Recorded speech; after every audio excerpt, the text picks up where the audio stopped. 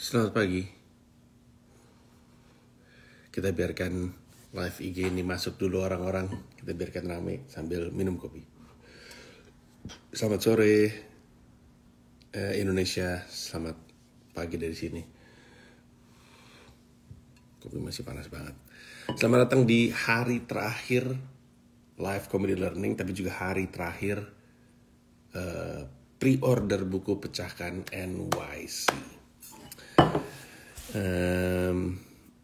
Ya betul, sore di Indonesia, betul. Udah PO gue bang, kirim ke Sangatta. Mantap, oke kalau gitu. Jam berapa? Di sini jam 6:02. Pantes live-nya jam 5 sore. Iya kenapa? Jam berapa tadi gue udah jawab ya? Jam 6 pagi. Yono Bakri, Paduka bisa bang? Oke.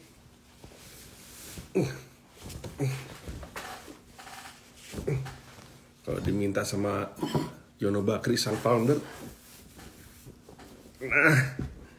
udah bang, siap. Terima kasih abang Yono Bakri udah mampir ke IG saya.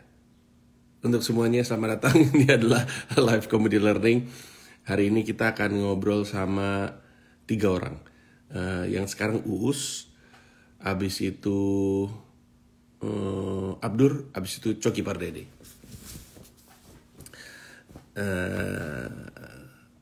Bang, PO gimana caranya? Caranya masuk ke website comika.media atau masuk ke pecahkan.com. Nanti ada banner untuk beli buku Pecahkan NYC, tap aja di situ. Nanti di bawah masuknya juga ke ke comika.media. Aduh dingin. Yono Bakri enak disuruh buka baju, nggak kedinginan. Di sini kan suhunya masih 10. Jadi dingin. Ya masuk ke comika.media, habis itu login. Kalau belum pernah bikin akun ya register dulu, berarti udah kelar register, login. Habis itu ntar klik titik 3 di atas. Jadi ntar di websitenya di atasnya ada titik 3 di kiri atas. Klik itu nanti masuk, ada pilihannya, pilih store. Nanti masuk, pilih mau beli buku Pecahkan NYC saja atau mau beli bundling dengan buku Pecahkan yang pertama yang rilis tahun 2020 Desember. Kalau buku Pecahkan NYC aja 114.900 belum termasuk ongkir dan biaya administrasi. Bundlingnya harganya 200.000, jadi lebih hemat karena kalau nggak salah buku Pecahkan tuh 110.000, Pecahkan NYC 114.000, jadi lumayan hemat berapa puluh ribu. Udah itu caranya. Dan kalau lu bertanya-tanya buku Pecahkan NYC tentang apa, itu adalah buku tentang perjuangan gue pindah ke New York, berkarir di New York sebagai seorang komika dari niat pertama kali di tahun 2007, bahkan dari alasan kenapa milih New York, yang membahas banyak soal istilahnya sejarah stand up comedy di New York. Jadi sejarah stand up comedy dunia bahkan dibahas, terus nanti mengerucut ke New York sehingga menjelaskan, oh pantesan si Panji milihnya New York dan bukan kota-kota lain, gitu kurang lebihnya. Nah itu semua perjuangan gue tuh, termasuk sendirian di sini, nggak ada teman dan segala macamnya sampai kepada titik hari ini. Jadi setelah 1 tahun lebih gue di sini, ada banyak banget ilmu yang bisa gue bagikan, akhirnya gue bagikan. Jadi bentuknya lebih kayak cerita sih, lebih kayak novel gitu. Tapi ya true story. Jadi ada 4 orang yang pas untuk sebentar. Satrio nanya kalau bundling buku Pecahkan edisi pertama itu dapat tanda tangan juga kak? Kayak buku Pecahkan NYC? Betul. Dapat tanda tangan juga buku Pecahkannya saja. Ketika beli bundling dapat yang tanda tangan gue juga. Oke. Terus ya ada banyak yang nanya bedanya sama buku Pecahkan apa? Pecahkan itu benar-benar teori stand up. Kalau Pecahkan NYC benar-benar cerita aja dan bisa dibeli di mana aja. Bang bisa beli dari Malaysia? Bisa, ada banyak yang beli dari luar negeri. Silakan. Tapi kalau beli dari luar negeri, dari Malaysia atau dari Tokyo atau dari Mesir, itu masuknya ke profil Instagramnya comika.pecahkan. Habis itu lu klik linknya, nanti akan ada cara beli dari luar negeri karena beda kan, ekspedisinya beda. Nah, tadi sampai mana gue? Kenapa muka lu miring? Muka gue mencong dari dulu. Muka gue mencong ke sana. Kayaknya karena sering ditampar. Oke. Jadi Pecahkan NYC lebih banyak novel dan ada 4 kalangan yang cocok untuk belajar untuk beli buku Pecahan NYC. Misalnya lu nanya, tapi gue ngapain jadi stand up comedian, cocok nggak? Cocok, karena ada 4 kalangan. Kalangan pertama, dan ini kelihatannya yang paling banyak, adalah orang yang pengen tahu si Panji di New York tuh kehidupannya seperti apa, gimana perjuangannya Panji, ceritanya tuh kayak apa. Nah itu adalah kalangan pertama, dan mungkin lebih banyak. Yang kedua, mungkin gak sebanyak yang pertama, tapi tetap banyak, adalah orang yang pengen belajar stand up. Karena memang bahkan di buku Pecahan yang pertama nggak diceritain sejarah stand up comedy. Kalau ini diceritain dari zaman vaudeville ke Performing in One, terus udah gitu ada nama-nama seperti Mort Sahl, Lenny Bruce, terus Jerry Seinfeld, terus aja sampai Andrew Schulz. Jadi ada sejarahnya. Terus udah gitu ada teknik dan teori stand up yang gue pakai di New York yang sebenarnya kepake juga di Indonesia. Makanya ada sedikit pengulangan dari buku Pecahan yang pertama, sekitar 10%, 15% gue pindahin. Harapannya adalah basic stand up, terutama setup punchline ya. Itu dibahas di buku ini. Jadi yang kalangan kedua yang cocok untuk beli buku ini adalah yang pengen belajar stand up. Kalangan ketiga yang cocok untuk beli buku ini adalah orang yang memang pengen bercita-cita dan bersiap-siap untuk pindah ke New York, terutama sebagai komika, karena gue ngebahas visa, biaya hidup, dan segala macamnya. Dan yang keempat, kalangan yang cocok untuk baca buku ini adalah siapa aja yang senang baca buku. Itu dia. Itu 4 kalangannya. Nah, kalau mau pre-order hari ini terakhir, sampai ntar jam 12 malam. Hari ini terakhir. Silakan ke website comika.media atau masuk ke pecahkan.com, terus klik bannernya, pop-up bannernya yang muncul, klik aja di situ. Karena semua yang beli PO akan dapat edisi bertartangan, termasuk bundling dengan buku Pecahkannya juga edisi bertartangan.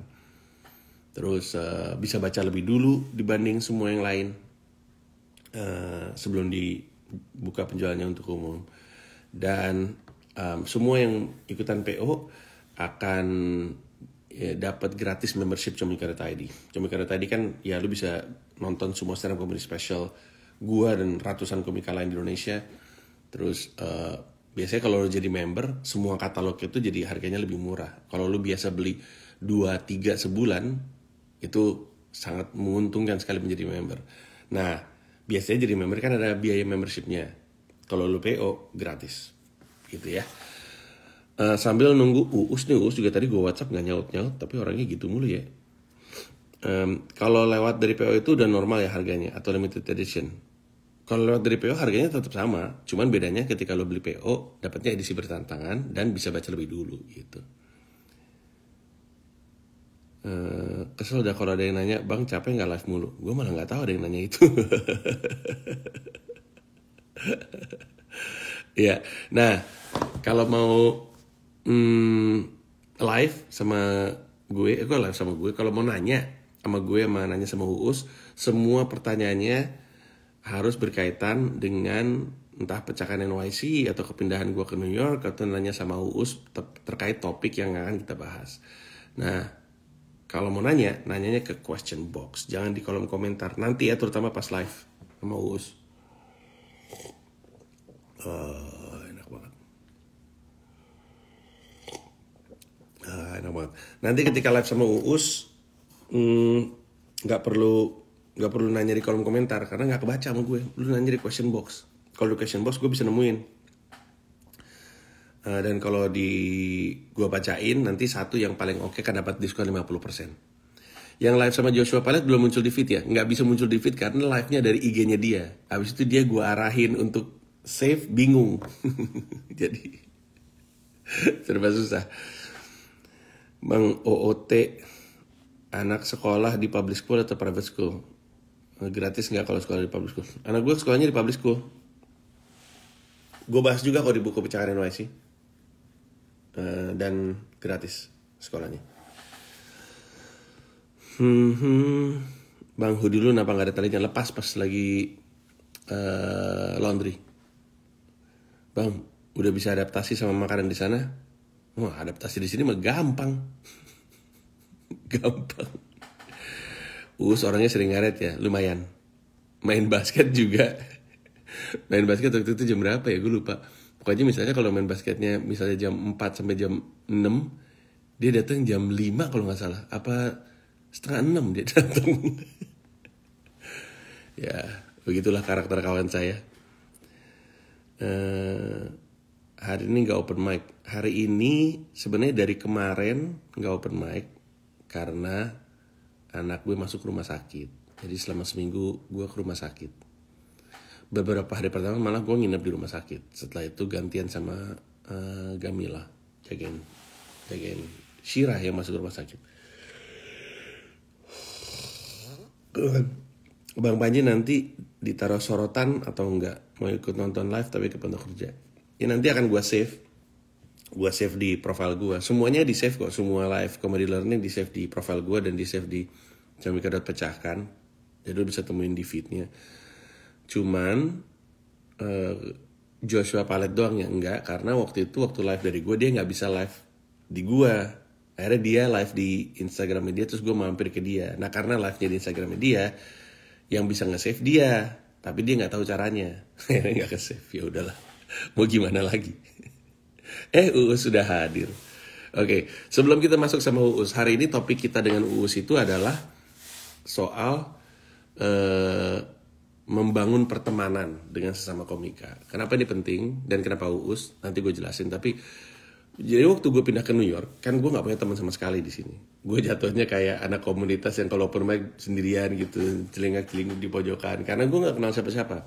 Dan untuk waktu yang lama, gue berpikir kayaknya nggak perlu punya teman juga nggak apa-apa lah. Gue toh ini kota individualis, ya udah gue jalan sendiri aja. Sampai akhirnya gue sadar bahwa 95, mungkin 99% open mic yang ada di New York yang mengelola itu komika. Jadi kan kalau di Indonesia yang mengelola open mic kan stand up Indo. Sejauh ini di luar stand up Indo yang ngelola open mic ya Comika paling. Selasa Rabu Kamis kan selalu ada open mic di markas Comika. Tapi sisanya itu yang bikin komunitas. Kalau di New York itu komika individu, satu orang yang ngurus open mic. Di New York ada 20-30 kali open mic dalam sehari, dan itu 7 hari seminggu, dan nyaris semuanya itu dikerjain sama stand up comedian. Terus gue mikir kenapa ya? Pertama-tama karena mereka sibuk gitu, jadi mereka nggak punya waktu untuk keliling-keliling gitu. Kalau gue kan pengangguran di sini, jadi gue bisa keliling-keliling. Tapi kedua, ternyata gue perhatiin, gue nanya sama mereka, jadi cara untuk berjejaring dengan komika lain. Terus gue cari tahu kenapa komika-komika di New York tuh senang berjejaring gitu, berteman, membangun pertemanan dengan komika yang lain. Karena di New York ada 2 jalur stand up comedy. Ada jalur comedy club dan ada jalur alternative room. Comedy club adalah manggung di comedy club. Alternative room adalah acara-acara stand up yang di luar comedy club, di cafe, di bar, di restoran, di toko buku, di toko komik, bahkan di tempat laundry. Nah, 100% acara alternative room dikelola sama komika. Sehingga untuk bisa manggung di alternative room ini, lu mesti kenal sama komika-komika. Nah, di New York karena ada banyak comedy club, itu semalam tuh mungkin ada 30 acara stand up minimalnya di comedy club. Alternatif room ada sekitar 30 lagi. Jadi setiap hari di New York itu ada sekitar 60 acara stand up, setengahnya itu alternative rooms. Nah, untuk bisa alternative rooms, lu mesti diajak sama komika. Untuk bisa diajak sama komika, lu mesti kenal sama komika-komika di situ. Dan di sini, itu berarti membangun pertemanan dengan komika, itu bukan cuma penting karena lu punya teman stand up comedian, tapi itu berdampak sama karir lu. Nah, Uus waktu itu pernah cerita sama gue, tapi gue lupa waktu itu di mana. Kayaknya kita lagi di Star Vision ya. Uus bilang bagaimana di Indonesia pun ketika lu ngebangun pertemanan itu tuh akan punya dampak sama karir lu juga, karena lu jadi sering nongkrong sama anak-anak, terus peluang-peluang sering muncul dan segala macamnya. Nah, kita ngobrol sama Uus untuk cari tahu lebih dalam lagi kira-kira kenapa membangun pertemanan dengan komika itu punya dampak yang positif terhadap karir.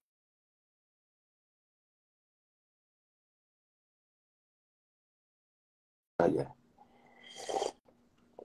Aduh, enak banget kopi gue.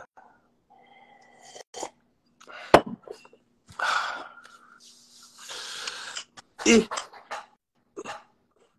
Uus tidak biasa saja.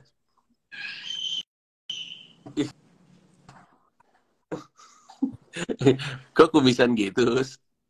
Nggak tahu, biar kelihatan ini aja, agak punya wibawa gitu. Ini kenapa punya wibawa?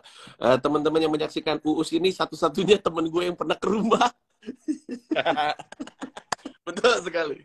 Saya dengan bantuan duit Erigo. Uus waktu itu pernah ke rumah. Bukan cuma itu, Uus waktu itu pernah ikutan open mic di Eastville Comedy Club. Hmm. Masih jadi salah satu hari terlucu gue. Ada Oza, ada Uus. Tapi cuma Uus doang yang plesetan di atas panggung. Uus bilang, in Indonesia, if you know religion, people will ask you, who's that? Who's that? Ustadz. Ternyata Ustadz kurang relate di Amerika ya. Gak, istilah Ustadz gak, mereka gak tahu. Padahal kalau Muslim di Amerika harusnya tahu kalau lagu R&B itu ada yang sangat-sangat religius sekali, yang tentang anak Pak Ustadz, yang Ustadz girl. Itu kan juga sebenarnya bisa pecah itu kalau mayoritas Muslim di sana mah, kayaknya bisa itu Panji. Terus kayak gitu terus ngomongin soal walaupun dia bertato, dia Islam Ya. gitu. Terus di New York semua orang kulit hitam kan rata-rata yang Islam kan bertato juga. Jadi mereka bilang, emang kenapa kalau bertato Islam? Itu kan gue bilang, I have surprise for you gitu, gue bilang kan. Itu kan my tattoo, I'm a Muslim gitu. Gue kira tuh bakal yang, oh iya, soalnya kalau di negara yang Muslim yang minoritas kan gue rasa kayak mereka lebih takut gitu buat kayak expressing themselves gitu. Jadi kayak mungkin gue salah satu yang berani ekspresi kali gitu. Ternyata biasa saja gitu. Saya kurang riset. Komika kurang riset. Waktu itu sebenarnya kita bersama dengan Oza, tapi ngobrol sama Oza kurang menyenangkan, soalnya orangnya ngantuk, matanya merah gitu. Nggak asik diajak ngobrol ya, ngantuk. Masih noob dia, nggak bisa ngontrol. Masih noob. By the way, Us, makasih banyak udah live bareng sama gue. Ya. Di buku Pecahkan NYC yang PO hari terakhir PO-nya hari ini di website Comicpedia, gue cerita soal kalau di sini punya temen itu penting, punya temen dan berjejaring dengan sesama komika itu penting karena ada banyak acara stand up tuh yang bikin tuh stand up comedian di luar comedy club. Nah, kita tuh pernah ngobrol tentang bagaimana lu selalu menyarankan anak-anak stand up tuh makanya nongkrong, makanya main, jangan cuma datang open mic pulang, datang open mic pulang gitu. Itu dasarnya ada kelanjutannya lagi gitu. Jangan cuma teman, harusnya sih kayak nongkrong, jangan cuma temenan sama anak komika sebenarnya itu. Kenapa kayak gitu? Kenapa pertama lu bilang jangan cuma open mic pulang, berteman, kenalan sama senior dan segala macam, itu kenapa? Sebelum kita ngomong, kalau dulu kan agak lumayan banyak tuh gua tongkrongan, kayak misalkan ada tongkrongan basket, tongkrongan musisi Bandung, entah anak-anak Rocket Rockers, hula hoop dan segala macam. Terus ada anak-anak para pengusaha muda di Bandung, terus ada geng mabok, ada geng. Jadi agak lumayan banyak tuh Panji. Jadi kayak ada yang temenan karena kita seangkatan jadi penyiar, terus juga ada senior penyiar gitu. Jadi itu kan tongkrongannya beda-beda tuh. Nah dari situ tuh gue ngerasa kayak jadi tahu jokes orang itu di pekerjaan dia itu apa gitu. oh bagus ya, bener juga. Yang gua ngejokes pelesetan di anak-anak komunitas, terus kayak anak-anak tuh kan responnya pasti yang kayak, aduh Us, ntar dulu dong bercandanya gitu. Ini lagi ngomongin yang lain, bisa ini nggak ada kameranya nyala, nggak usah ngelawak gitu. Anak-anak tuh bisa begitu, ya kan? Nggak ada penonton, Us, ini teman-teman lu nggak usah ngelawak gitu. Ada aja anak-anak komika yang kayak gitu. Tapi kalau misalnya dengan jokes yang sama, gue bawa itu ke tongkrongan anak-anak basket gitu, itu ketawanya tuh bisa yang anjing, iya, aduh anjing, gue masih kepikiran tadi jokes yang tadi Us tuh, anjing, antar gue pakai ini di teman-teman gue yang lain suka gitu. Jadi kayak ngetes materi itu nggak cuma di panggung open mic gitu, tapi dengan teman-teman yang berbeda pekerjaan dengan kita pun sebenarnya kita bisa ngetes jokes kita ke situ gitu. Iya benar sekali. Kadang-kadang kita suka lupa ya. Tapi kayaknya anak-anak stand up bahkan anak stand up Indo gitu, temennya anak stand up Indo lagi gitu, nggak kayak Iya. kalau lu kan porosnya luas ya. Nah itu makanya kayak kadang-kadang kalau misalkan ada satu genre yang eh, sedang populer, misalkan lagi jokes Dodit gitu, deadpan-nya Dodit gitu. Nanti pasti jokesnya deadpan semua, karena berusaha untuk kayak, karena emang circle mereka sama-sama pelawak gitu, jadi nggak ada yang mencari teknik dan ciri khas mereka sendiri gitu. Yang penting mah yang ini lagi laku gitu. Kan lucu dan laku kan dua hal berbeda kan gitu. Kalau Dodit kan pengen lucu baru laku. Nah kalau mereka ini kayak pengen langsung laku, tapi lucunya ngikutin orang. Jadinya gua dulu waktu temenan pun sama Gilang, karena gue suka Gilang itu tidak fokus menjadi komika, tapi selalu Gilang itu paling anjing, teman gue paling anjing. Jadi kayak Lang, nongkrong yuk sama anak-anak komika gitu. Ini anak-anak lagi pada nongkrong di sini, terus si Gilang tuh pernah lah satu yang akhirnya gue juga nggak nyadarin, iya juga gitu. Dia bilang kayak, terus teman gue nggak cuma komika doang gitu. Gue harus punya buat teman gue yang lain gitu. Yeah.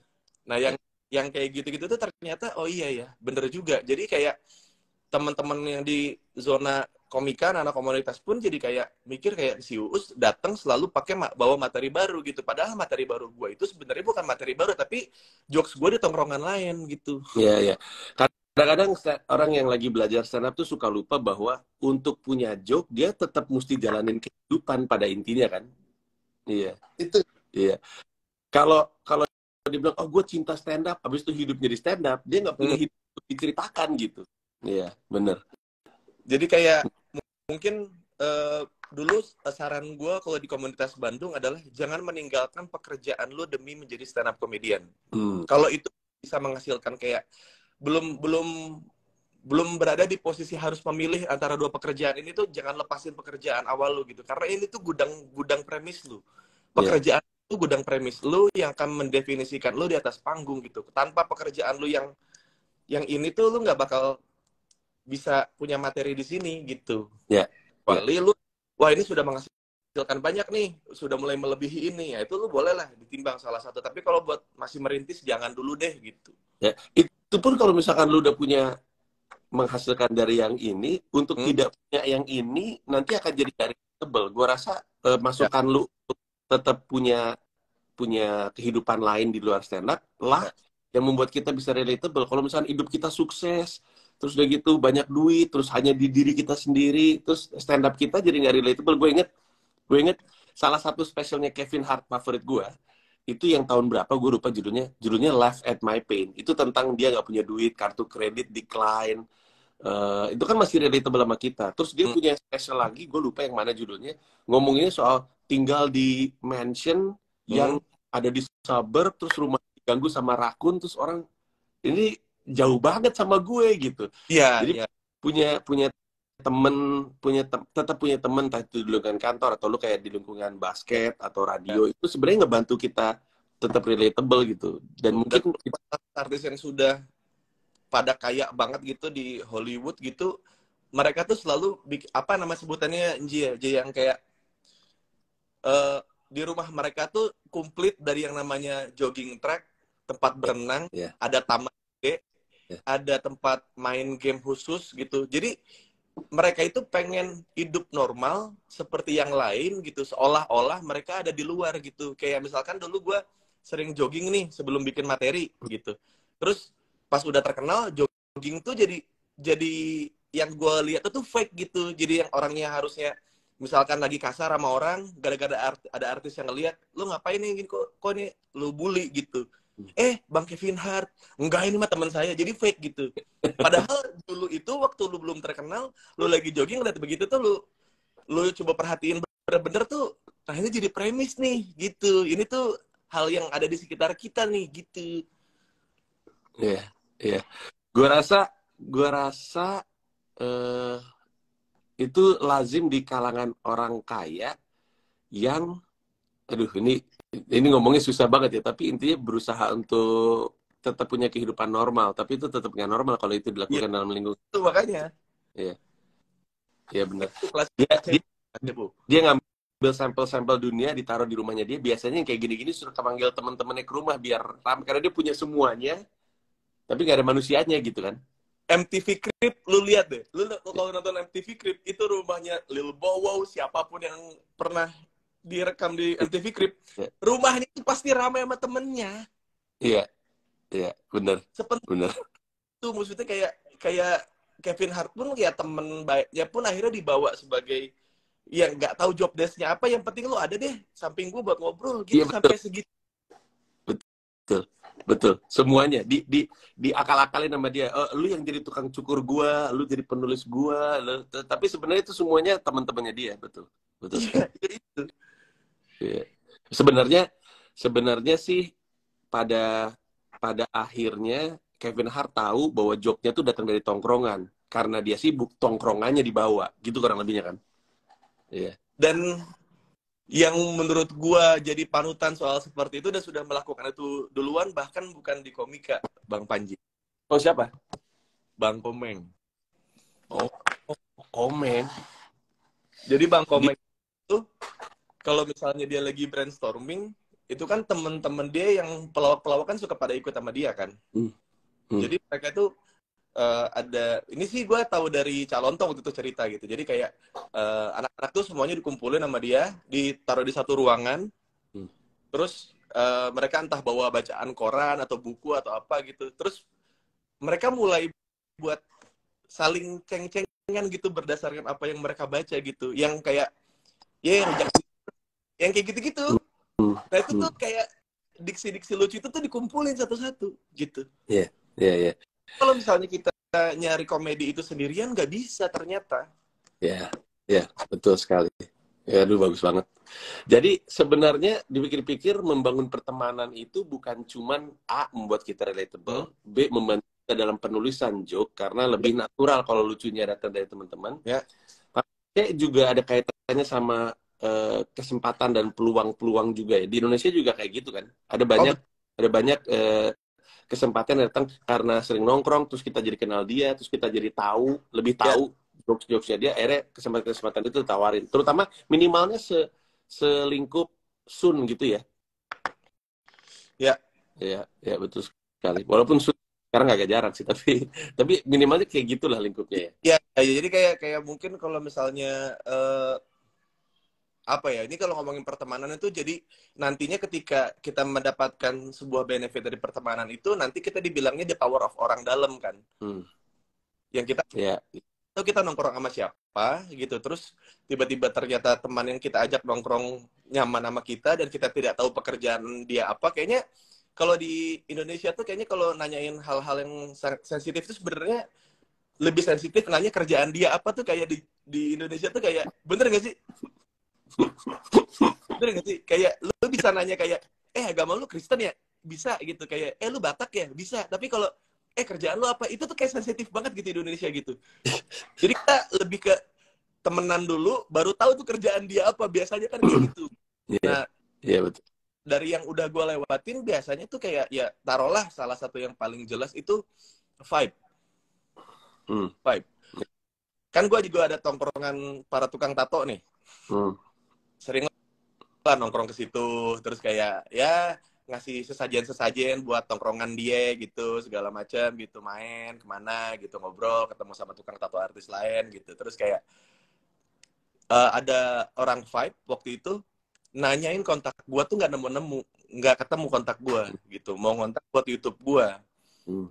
Akhirnya karena lihat terakhir itu gua pernah tato di situ, disamperin ke tempat tato itu. Wow. Boleh minta nomornya Us gak gitu. Terus kayak teman gue langsung nanya ke gue, bang ini ada yang nanyain kontak lu buat produk alkohol namanya Vibe gitu, kayaknya dia mau ngajakin kerjasama gitu. Ya gimana ya, kasih aja, beneran orangnya enggak gitu. Ya tadi udah gue cek kok, maksudnya di background check dulu, maksudnya dia sebagai apa, kartu namanya mana, apa segala macam udah diamanin lah sama dia. Terus akhirnya jadi kerjasama sampai sekarang gitu. Nah itu kan kalau gue tidak punya tato gitu. Iya. Ya. Kalau nggak ada tongkrongan tato, iya, nyampe ya rezekinya ya. Itu. Maksudnya itu tuh satu dari banyak lah gitu yang ternyata kegunaan temen itu ya selain ya buat kita ngerasa kita manusia ya, karena kalau kita sendirian kan kayak hewan solitary gitu ya, bahkan hewan juga ada yang berkelompok, jadi kayak lebih ke manusia aja sih gitu kitanya, jadi kayak ini manusia nih emang fungsinya itu berinteraksi dengan manusia lain gitu, terus kayak hasilnya tuh ada yang busuk, ada yang baik, ada yang menguntungkan, ada yang merugikan, tapi emang semuanya tuh emang traits of friendship gitu. Jadi kadang-kadang orang tuh kalau udah kena disakitin teman, nggak mau ngebuka kesempatan buat teman berikutnya. Kalau ketemu teman busuk, ada teman yang baik jadi dituduh busuk juga gitu. Jadi memang agak tricky gitu kalau mau beneran temenan. Iya. Ini gue mau mulai bacain pertanyaan-pertanyaan yang masuk, karena pertanyaan banyak yang masuk. Untuk siapapun yang nanya, naruhnya di question box, karena kalau di kolom komentar tuh ke scroll terus, dan nggak kebaca sama gue. Lu taruh di question box, nanti gue bacain. Satu pertanyaan paling oke dapat diskon 50% beli buku Pecahkan NYC yang hari terakhir pre-ordernya hari ini. Ini ada yang nanya nih, dan dia kayaknya mewakili beberapa pertanyaan tadi gue perhatiin. Dia nanya tips untuk introvert supaya bisa membaur di komunitas biar nggak dianggap sombong, padahal mah dia anxiety. Di stand up Indo juga ada banyak anak-anak Banyak. introvert ya, kayak gue inget banget pertama kali gue nongkrong sama Indra Frimawan, itu dia cuman duduk aja di pojokan. Gue inget banget dia duduk aja di pojokan, terus kayak yang lain kan nggak semua orang extroverted gitu ya, nggak semua komika extrovert kayak lu kayak gue yang mudah sekali untuk menyapa. Ada orang yang emang diem aja nggak bisa gitu, tapi kalau dia berharap kita nyapa, dia takut kita nggak nyapa-nyapa, malah ntar diam aja sih, sombong ya. Sejauh yang lu tahu gimana ya baiknya? Apakah memang inisiatifnya harus dari yang lain untuk ngebuka pintunya? Yang juga Ridwan Remin sama. Iya, Radit juga sebenarnya. Juga, iya. Iya. Sebenarnya apa yang dibilang sama dia, jadi kayak kan kalau orang bilangnya gue ekstrovert gitu, tapi gue kayak mendefinisikan diri gue tuh kayak enggak gitu. Gue tuh tidak gila spotlight gitu. Jadi kayak misalkan abis beres Sun aja, entah Sun di Bandung, entah Sun di mana gitu, pasti gue nongkrongnya sama yang gue kenal aja gitu. Gue nggak bukan yang tipikal yang emang suka, wah ini lagi rame di sini gue nimbrung gitu. Kayak gue nggak nyaman malah kalau kayak gitu. Gue lebih nyaman ya mungkin apa yang dirasain sama dia gitu, kayak gue dibilang sombong udah pasti. Tapi kan yang gue hitung kan yang gue kenal. Kalau gue dibilang sombong sama orang yang gue kenal, berarti ada yang salah sama gue. Tapi kalau gue dibilang sombong sama orang yang gak kenal sama gue, bodo amat. Iya, bagus. Itu jadi kayak kalau lu kayak sempat ada dulu jarak antara lu dengan para komika yang di bawah lu gitu, ada jarak, terus kayak kita saling ngobrol kan gitu. Kalau misalkan mungkin ada ucapan yang tentang lu yang keluar dari anak-anak luar komika, lu juga bodo amat. Tapi ketika gua ngobrol saat itu sama lu kayak, Ji kayaknya nggak apa-apa deh Ji kalau lu care sama sedikit banyak sama anak-anak komika gitu. Nah lu mulai menimbang-nimbang hal itu kan, gitu. Kayak iya juga ya gitu. Nah itu dia. Lu nggak usah harus mikirin orang yang nggak kenal lu bakal dibilang sombong atau gimana, ya terserah gitu. Ya udah, berarti sebenarnya nggak terlalu perlu kuat. Mungkin anxiety-nya itu jadi nggak perlu terlalu tinggi, memahami bahwa ya lu sebenarnya nggak perlu juga untuk khawatir disangka sombong, karena pada akhirnya dia yang kenal lu gitu. Sisanya ini mah cuma masalah belum kenal aja kan gitu ya berarti ya. Betul. Ini ada yang nanya, dan ini juga mungkin bagus sekali ya, dan mungkin lu punya jawaban. Kumaha carana bisa ngelepas di lingkaran setan? Jadi kayaknya dia ini ngomongin lingkaran pertemanan kan nggak semua lingkaran pertemanan positif mungkin maksud dia gitu kan. Nah gue pengen keluar, tapi kadang-kadang kan gitu ya, kita punya tongkrongan ditarik balik mulu. Tapi dia pada saat yang bersamaan tahu, aduh ini yang ini nih kurang manfaat buat gue. Ada usul nggak, Gus? Sebenarnya sederhana sih Panji, ya berani aja. Cuek aja. Maksudnya kayak berapa kali dalam hidup gue kayak nongkrong sama ya lingkaran-lingkaran setan itu yang nggak tahu kapan berhenti gitu. Kalau kata Adriano Colby sih kayak lingkaran no exit. Lingkaran no exit. Jadi kayak yang sering main cewek, yang kayak mungkin setelah punya rumah tangga pun masih ada di situ gitu pelariannya, karena dari dulu dari bujang sampai sudah berkeluarga pun ya outputnya ke situ lagi gitu, yang dimana kayak di beberapa teman lu kayak enggak, gue nemuin seseorang yang tepat dan gue pengen keluar dari sini gitu. Nah, lu keluar aja, lu keluar sampai mereka ngambek, sampai mereka marah, sampai kayak nanya baik-baik, sebenarnya lu kenapa sih cabut gitu. Gue respect pilihan lu yang lu masih pengen begitu, masih pengen bandel, tapi tolong jangan ajak gue. Nah, jadi kalau sekarang itu kayak di gua nongkrong sama teman-teman lingkaran setan, jadi masih bisa nongkrong tanpa mereka nawarin gua. Nah, itu tuh agak mahal. Teman-teman yang seperti itu agak mahal gitu. Kayak mungkin temen yang biasanya kayak karaokean, terus kayak ada yang showing di depan, suruh milih apa gimana, terus kayak ada satu teman gua yang kayak udah Pak, itu tapi masnya satu lagi belum gitu, yang kayak enggak, yang ini mah enggak gitu. Jadi kayak bisa ada di situ, padahal dulu itu iya lingkaran yang gua buang dulunya. Sampai mereka kenapa sih Us gitu, apakah kalau misalnya lu nuduh gua pengen jadi orang yang paling suci di tongkrongan ini, tidak gitu, tapi setidaknya jangan ajak gua. Respect pilihan hidup gua, karena gua respect dengan kesenangan lu gitu. Aduh, lu tahu nggak sih Tupac punya lagu persis kayak yang lu omongin, judulnya I Ain't Mad, tahu nggak? Aduh, Ji, itu referensinya ketuaan. Iya, memang sih harus gue maaf, tapi jadi ada lagu ya, judulnya I Ain't Mad at Ya, itu tentang Tupac Shakur dan sahabatnya, tapi sahabatnya ninggalin circle-nya dia karena sahabatnya masuk Islam katanya. Oh, lu nggak minum babi, oh, lu nggak main perempuan sekarang, oh, lu sama satu perempuan aja. Ya nggak apa-apa. Tapi terus si Tupac Shakurnya itu ngambil posisi yang, enggak kok, gue ngerti posisi lu, gue nggak marah sama lu. Cuman jangan lupain gue aja. Sedih sih gue, lu nggak di dalam tongkrongan ini, tapi gue ngerti lu pengen membuat diri lu lebih baik gitu. Biar gue ngomong sama anak gue. Persis mirip sama lu, tapi memang referensinya cukup lawas, saya akuin. Nah, ini ada pertanyaan. Ini pertanyaan yang cukup klasik nih.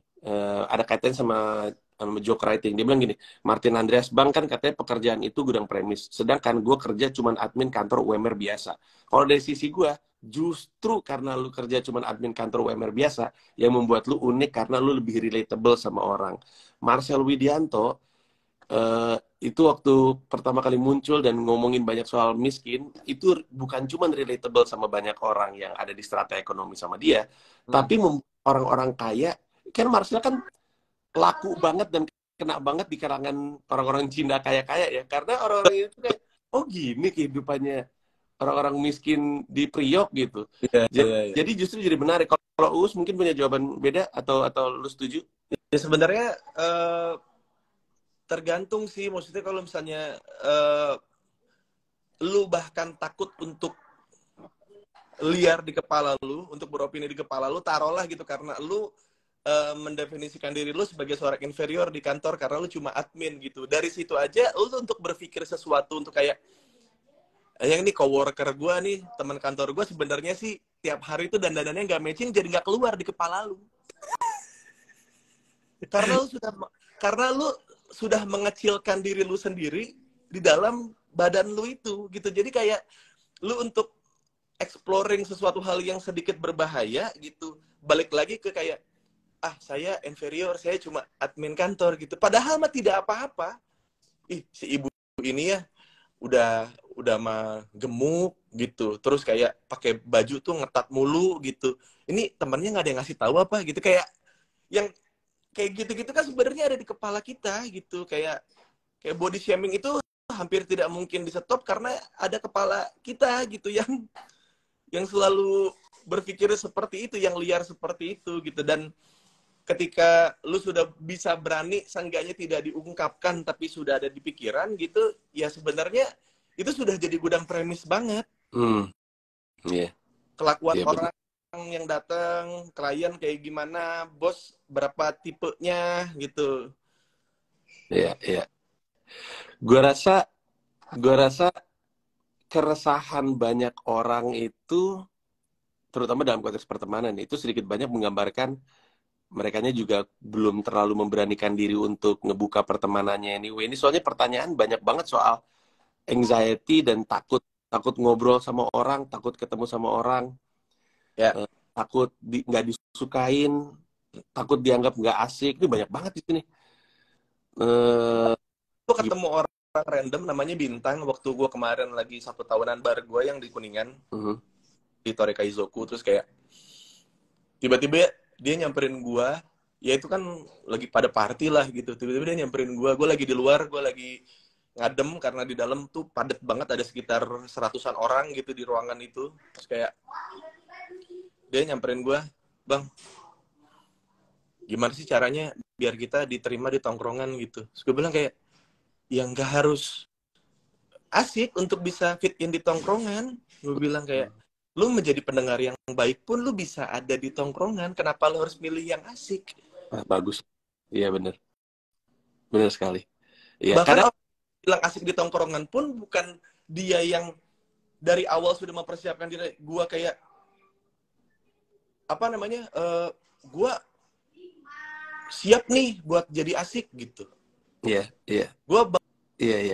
orang yang paling asik nih di tongkrongan. Kan gak gitu. Itu kan kayak prosesnya ketika ketemu, ada yang satu banyak bacot, satu yang jadi bahan, satu yang selalu yang mungkin gak pernah ngomong tapi kalau patungan ikut terus.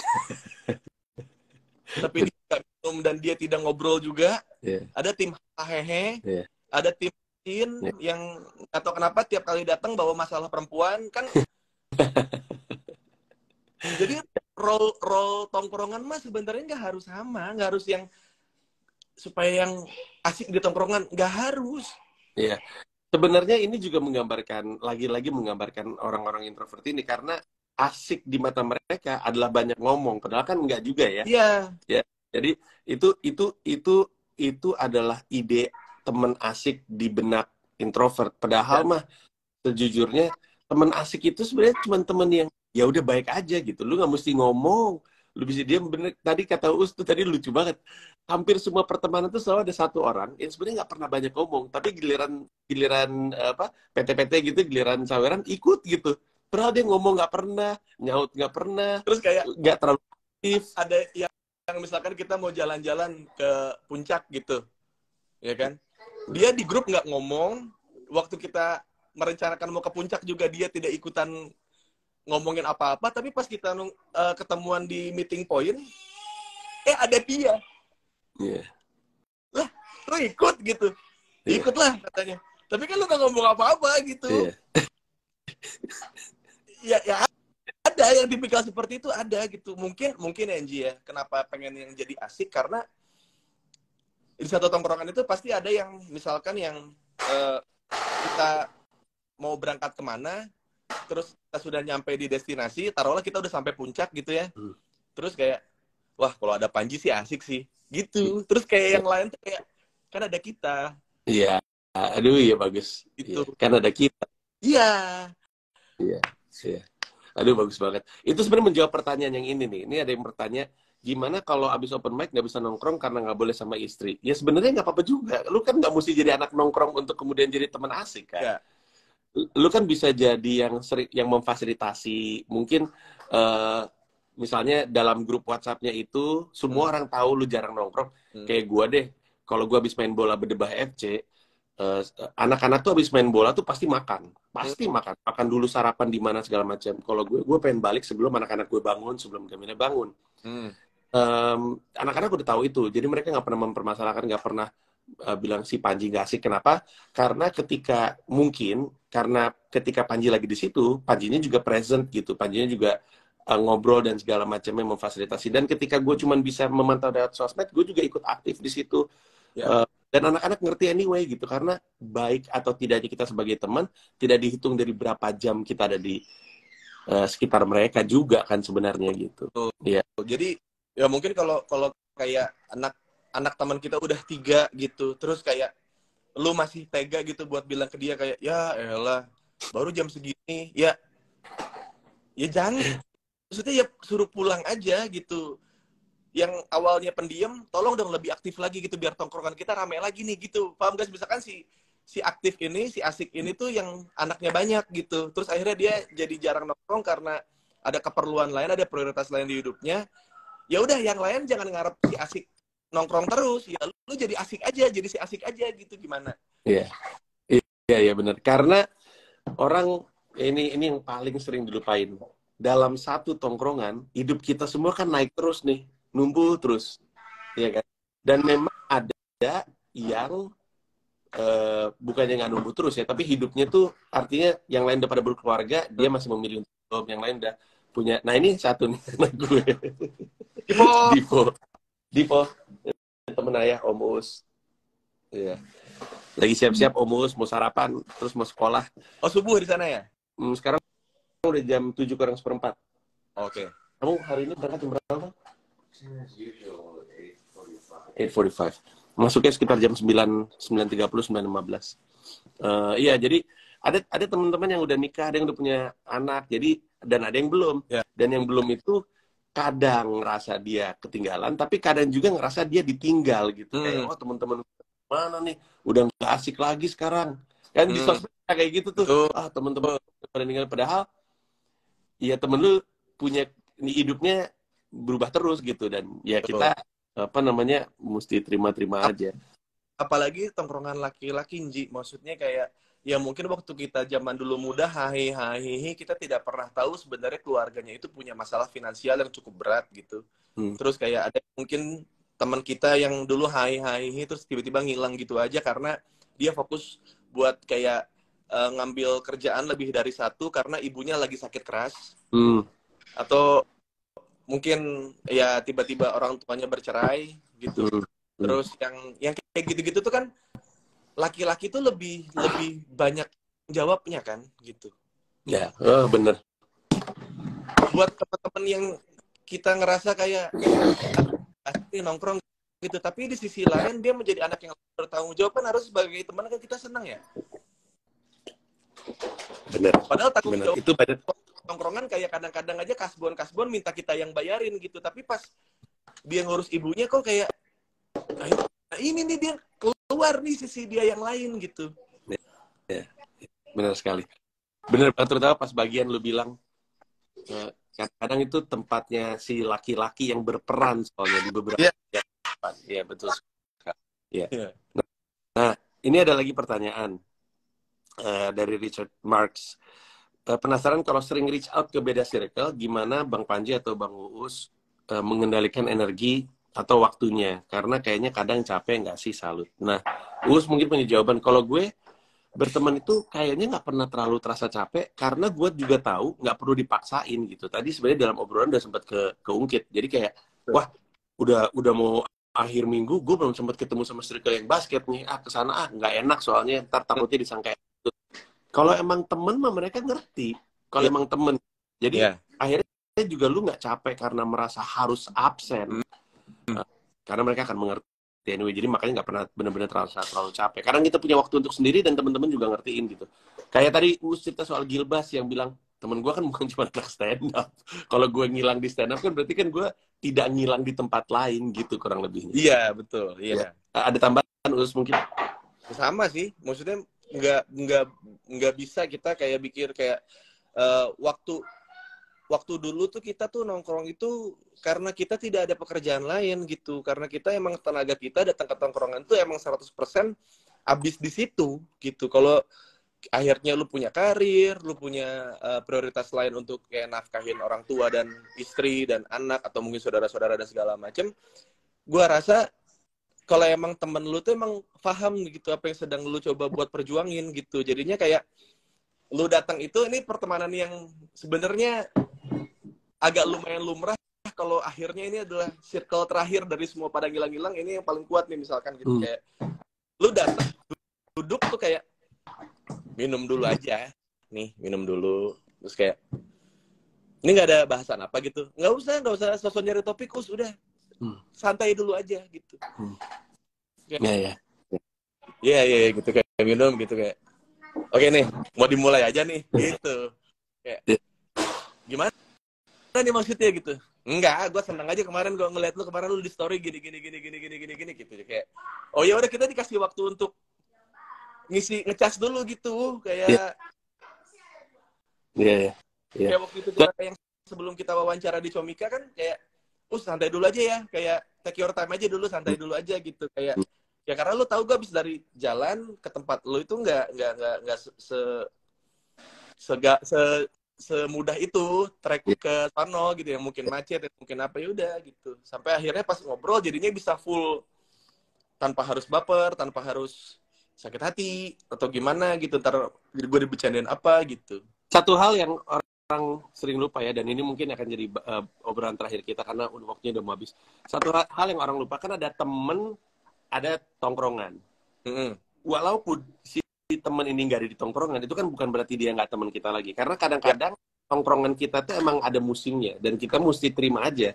Kadang-kadang kita satu tongkrongan sama dia, ketika kita SMA aja, ketika itu habis itu kita misalnya, itu bukan berarti nggak temen kan, cuma beda temen aja, karena hidupnya tuh berubah-berubah, dan kadang temen jadi ada musimnya gitu.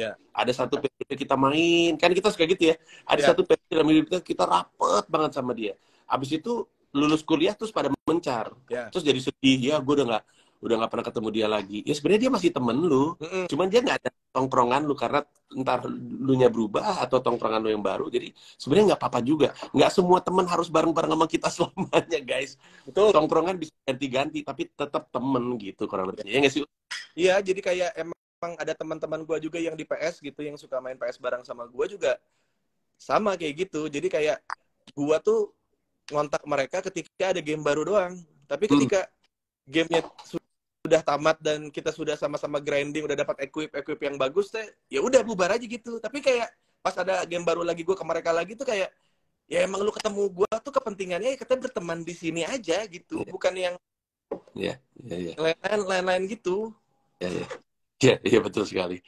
Ya sebenarnya berteman, ini mungkin obrolan gue sama Uus jadi lebih banyak nilainya untuk teman-teman yang introvert, yang kebingungan gimana cara bersosialisasi. Sebenarnya pada akhirnya teman itu ada banyak jenisnya. Gamil punya teman, dan gue setuju sama dia. Gamil punya teman diem, dia bilang. Dia punya satu teman yang kalau lagi sama teman dia diem. Ada orang kayak gitu. Ya kita juga punya teman yang paling enak diem sama dia orang gitu. Kan ada kayak gitu, kayak apa kabar bro? Iya bro, terus duduk, udah diem. Dan dia nyaman dengan hubungan ini, kita juga nyaman, karena kadang-kadang kan nggak semuanya teman pengen ngoceh mulu ya. Kadang-kadang kita pengen ditemenin diem. Iya. Sama kayak mungkin salah satu yang mungkin orang mungkin nggak nyangka tuh sebenarnya Diki Divi itu temen diem gue. Oh wow. Ya. Setiap kali kita ketemu saling diem-dieman, enggak, cuman kayak kadang-kadang dia ke rumah gue cuma pengen keliat teman aja gitu, terus kayak diem ditemenin gitu kan, gitu kayak gue main game, dia main game, terus dia main gitar, terus gue nonton TV gitu, kayak suami istri yang gue udah nganggap lu temen tuh, kayak lu di rumah gue nggak ngobrol juga nggak apa-apa gitu. Jadi kayak gue pengen ketemu lu, itu poinnya. Poinnya ketemu, dan itu mungkin itu udah pertemanan yang dalam banget, ketika yang dibutuhkan hanya kehadiran tanpa perlu apa-apa, nggak perlu ada alasan basket, nggak perlu ada alasan makan atau ngopi. Gue cuma pengen ketemu. Bahkan ngalonin gue di kursi tengah ini, jadi kayak gue diam, dia diam, terus kayak nggak ada yang ngobrol, tipis-tipis doang. Habis itu gue ketiduran. Gue bangun, Diki udah pulang kan, tai ya. Maksudnya kan kayak gue sudah telepon, Dik kenapa lu nggak bangunin gue? Ya nggak apa-apa lah, hitung-hitung gue ngelonin lu. Jadi kayak apa? Ini apa gitu? Ya. Kalau dibalikin ke konteks obrolan kita, ini kan sebenarnya kan kita lagi ngomongin kaitannya punya temen atau ngebangun pertemanan, atau tetap membangun pertemanan walaupun dengan kesibukan dan segala macam, katanya sama stand up. Kalau di stand up kan tadi kan obrolannya adalah bukan cuma dia ngebuka rezeki, tapi dia juga ngebantu kita untuk punya joke yang lebih relatable. Ada banyak manfaatnya ketika lu aktif di stand up. Jangan cuma main di stand up juga, main ke yang lain, karena itu akan bantu lu memahami joke untuk mereka, kalau tadi kata Uus. Tapi buntut-buntutnya sih relatable. Susah untuk nulis joke yang bikin orang ketawa kalau kita nggak tahu yang bikin dia ketawa tuh apa. Kebayang nggak maksud gue? Jadi bukan joke, tapi apa yang membuat dia ketawa, topik apa, isu apa, dan itu hanya bisa dibangun dari pertemanan. Us, terima kasih banyak atas waktunya, Us. Sama-sama Panji. Ya, Semoga laku. amin. Lu udah 2 kali kan ke rumah gue kan. Rumah gue yang di Jakarta itu aja komika jarang. Sama rumah gue di New York itu nggak ada kali. Jadi nanti pas gue balik ke Jakarta, gue main ke rumah lu ya. Sangat boleh. Oke. Sangat boleh. Baik. Us, terima kasih banyak atas waktunya. Thank you. Bye-bye. Thank you. Oke. Untuk yang mampir, ini ada banyak pertanyaan terkait sama buku. Gue coba bacain satu persatu. Tapi sekali lagi, untuk yang mampir, gue lagi buka pre-order buku Pecahkan NYC. Itu adalah buku tentang pindahnya gue ke New York City, berkarir sebagai sejauh ini satu-satunya komika Indonesia di sini. Nah, tapi bukunya bukan buku teori stand-up. Ada teorinya tapi tipis. Bukunya itu lebih ke cerita gitu, kayak novel, tapi true story tentang kenapa gue pindah ke New York, kenapa gue milih kota ini, gimana rasanya sendirian sebelum anak-anak sama istri gue ikut pindah. It's a bibliography. Itu namanya. Is that it? Or a biography. Or... It's kind of like a biography, tapi cuma satu periode gitu dalam hidup ayah. Kalau bibliografi itu apa? Pretty sure it's like, also about your life. Also about my life? Yeah, specific. Bibliografi guys namanya kata anak gue baru tahu istilahnya. Kalau mau PO, silakan masuk ke website comika.media. Sekali lagi website comika, comika.media. Nanti pre-ordernya di situ. Bukunya harganya 114.900, belum termasuk ongkir, belum termasuk biaya admin, dan ada bundling dengan buku Pecahkan, buku edisi pertama. Nah, itu buku teori, karena buku Pecahkan, slogannya adalah dari joke pertama ke joke pertama. Kalau Pecahkan NYC benar-benar soal kehidupan gue di New York City. Gue coba kasih lihat sampulnya seperti apa ya. Kalau lu mau pre-order, silakan masuk aja ke ke comika.media. Habis itu nanti lu akan login. Kalau belum pernah register, silakan register dulu. Terus nanti habis itu lu akan login setelah register. Habis itu lu di website comika.media di pojok kiri atas itu ada titik 3. Nah, lu klik di situ ada pilihan store, lu masuk, nanti lu bisa beli buku Pecahkan NYC ini. Lu masukin alamat lu, kemudian pilih ekspedisinya yang mana, terus keluar total biayanya, lu bayar, nanti akan dikirim per tanggal 23 Mei. Kenapa 23 Mei? Karena bukunya dicetak dulu sejumlah berapa PO yang diterima. Habis itu nunggu gua ke Jakarta. Gua ke Jakarta untuk tanda tangan bukunya. Dan gua ke Jakartanya entar aja, karena anak gue yang ini akan berulang tahun. Ntar lagi di ulang tahun. Umur berapa? 16 guys. 16 tahun. Oke. Dan untuk yang ketinggalan sama obrolan ini, kayak Hudan Radivan ketinggalan live sama Uus, ini nanti akan di-save di Instagram gue dan di Instagramnya comika.pecahkan, jadi lu bisa nonton ulang. Sejam dari sekarang kita ngobrol sama Abdur Arsyad, ngomongin soal gimana caranya dapat menemukan karakter menjadi stand up comedian. Habis itu 1 jam setelahnya kita akan live sama Coki Pardede, tapi dari akunnya Emily, karena akunnya Coki Pardede kena ban sama Instagram. Dan sama Coki akan ngomongin soal menyelenggarakan pertunjukan stand up, karena kemarin dia kan habis bikin acara stand up di depan kayaknya 5.000 orang apa 6.000 orang, gue lupa. Dan dia pasti punya banyak pengalaman yang menyenangkan. Kita tutup dulu, nanti kita akan ketemu di live Instagram 1 jam dari sekarang. Tapi sekali lagi, untuk semua yang udah ngikutin dan pengen PO, masuk aja ke comika.media. Dan sekarang waktunya untuk gue ngumumin siapa yang dapat hadiah diskon 50% untuk beli buku Pecahkan NYC. Dan